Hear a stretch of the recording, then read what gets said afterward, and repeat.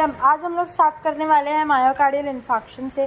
तो myocardial infarction में हम लोग ये देखेंगे, इसको डिफाइन क्या जाता है, जो हमारा हार्ट का जो मायोकार्डियल रहता है मसल लेयर, ठीक है, उसमें हम लोगों को इस्चेमिक नेक्रोसिस देखने को मिलता है। कोआगुलेटिव नेक्रोसिस हो जाता है उस लेयर में, ठीक है, जिसकी वजह से क्या होता है, जिसकी वजह से पेशेंट को कोल्ड वेदर में भी स्वेटिंग होती है, नोजिया होता है, वॉमिटिंग होता है, ट्रेकिकार्डिया होता है, मुँह बहुत ज़्यादा सीवियर पेन होता है और प्रोलॉन्ग ड्यूरेशन से वो हो रहा होता है।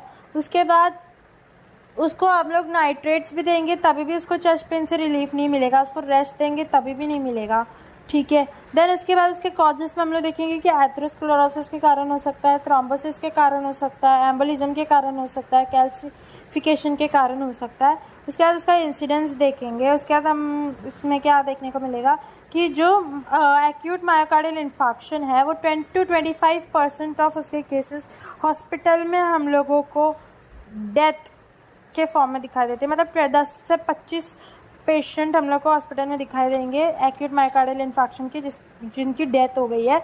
उसके बाद एज की बात करेंगे तो एज हम लोग को 5% ऑफ हार्ट अटैक के पेशेंट यंग में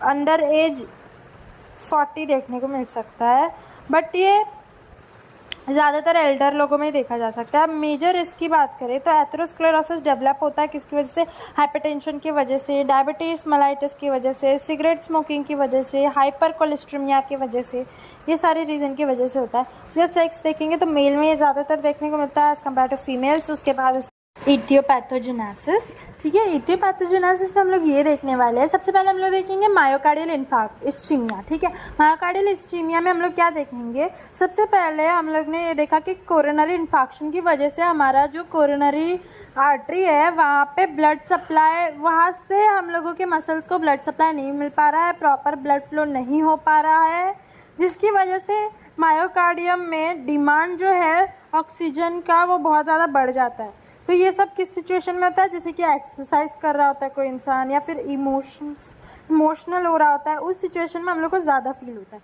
उसके बाद रोल ऑफ प्लेटलेट्स की बात करें, जैसे कि सपोज एथेरोस्क्लेरोसिस की वजह से हो गया आर्टरी में, मतलब ब्लॉकेज हो गया जिसकी वजह से ब्लड फ्लो जा नहीं पा रहा है, तो एथेरोस्क्लेरोसिस में क्या होगा, सब एंडोथेलियल टिश्यू जो है वो एक्सपोज होगा, कोलेजन जो है वो एक्सपोज होगा, वहाँ पे प्लेटलेट का एग्रीगेशन होगा, एक्टिवेशन होगा और रिलीज होगा, जिसकी वजह से आगे जाके वो प्लेटलेट का मास जो है वो आगे जाके एम्बोलिज्म को और थ्रोम्बोसिस को राइज कर सकता है।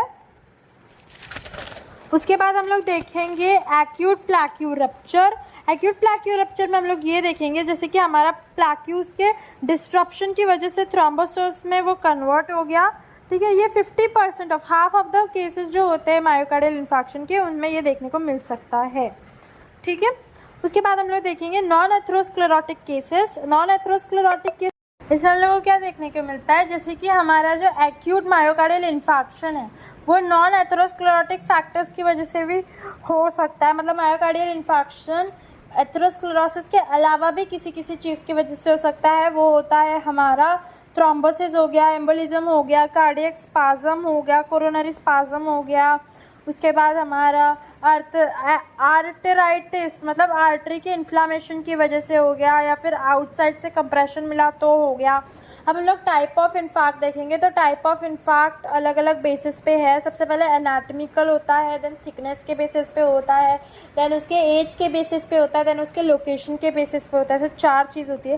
तो सबसे पहले हम लोग देखने वाले हैं उसके एनाटॉमिकल रीजन में लेफ्ट वेंट्रिकल के। तो लेफ्ट वेंट्रिकल के एनाटॉमिकल रीजन में हम लोग देखेंगे एंटीरियर लैटरल, पोस्टीरियर लैटरल और एंटीरियर सेप्टल में हम लोगों को ये इन्फार्क्ट देखने को मिलता है। उसके बाद हम लोग उसका थिकनेस देखेंगे तो ट्रांसम्यूरल और सब एंडोकार्डियल होता है। ट्रांसम्यूरल जो है वो 100 फुल थिकनेस हम लोग को देखने को मिलता है। उसमें 95% ये जो केस है वो देखने को मिलता है और ये सबसे कॉमन टाइप होता है। उसके बाद जो सब एंडोथेलियल है वो लैमिना होता है और उसमें जो रिड्यूस करता है हमारा कोरोनरी परफ्यूजन, ठीक है। उसके बाद अकॉर्डिंग टू हम लोग इनफैक्ट के एज की बात करेंगे तो न्यूली फॉर्म में आएगा हमारा एक्यूट, रिसेंट और फ्रेश।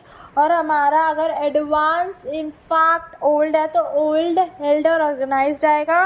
उसके बाद लोकेशन के बेसिस पे देखेंगे तो स्टीनोसिस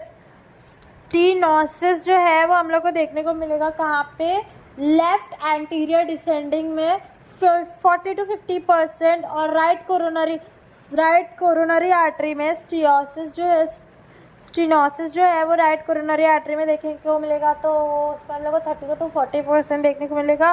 और स्टीनोसिस जो है अगर लेफ्ट सर्कमफ्लेक्स आर्टरी में तो 15 to 20% हम लोग को देखने को मिल सकता है। फिर उसके बाद पैथोफिजियोलॉजी की बात करेंगे तो यहाँ पे हम लोग देखेंगे एथेरोस्क्लेरोसिस वो ग्रेजुअली आगे जाके ऑब्स्ट्रक्शन करवाता है। फिर यहाँ पे आर्ट्रियल स्पाज्म आता है जहाँ पे सडन रिवर्सिबल ऑब्स्ट्रक्शन होता है, देन इस्चीमिया होता है, देन हाइपोक्सिया होता है। हाइपोक्सिया यानी कि रिड्यूस ऑक्सीजन का डिमांड। इसके बाद थ्रोम्बोलाइटिक होता है, फिर permanent thrombosis, then myocardial infection हो जाता है। सेम यहीं पे हम लोग अगर देखेंगे तो एथेरोस्क्लेरोसिस प्लैक्यूस प्लस हम लोग को थ्रोम्बोसिस नज़र आएगा, जिसके अंदर सडन रिवर्सिबल ऑक्लूशन नहीं होता, जिसकी वजह से आगे जाके इस्चीमिया, हाइपोक्सिया, रिड्यूस ऑक्सीजन का डिमांड, थ्रोम्बोलाइसिस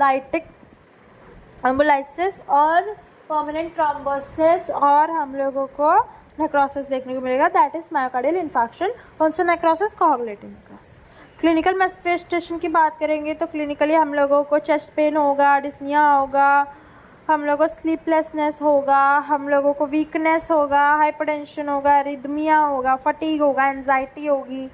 और वुमेंस में जो चेस्ट पेन है वो कम देखने को मिलता है, ज़्यादातर हम लोग को वीकनेस, फटीग और डिस्निया देखने को मिलता है। जैसे अदर सिम्टम्स की बात करेंगे तो स्वेटिंग इंक्रीज हो जाता है, weakness, nausea, vomiting, light headache, palpitation, ये सारी चीज़ें।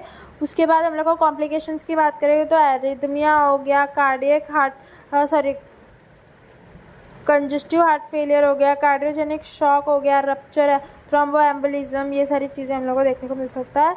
और डायग्नोसिस में हम लोग देखेंगे कि सबसे पहले हम लोग क्लिनिकल फीचर्स देखेंगे तो इसमें हम लोग को पेन, इंडाइजेशन, उसके बाद शॉक, लो ग्रेड फीवर, ये सारी चीज़ें देखने को मिल सकती है। उसके बाद ईसीजी में हम लोग को एसटी कर्व जो होता है, एसटी सेगमेंट जो होता है वो एलिवेटेड दिखता है, टी सेगमेंट जो होता है वो इन्वर्टेड दिखता है, और क्यू जो हमारा क्यू है वो क्यू वेव वो वाइडली डीपर होता है। ठीक है, तो ये हो गया हमारा मायोकार्डियल इन्फाक्शन के बारे में हमने पढ़ लिया, what is myocardial infarction. Thank you.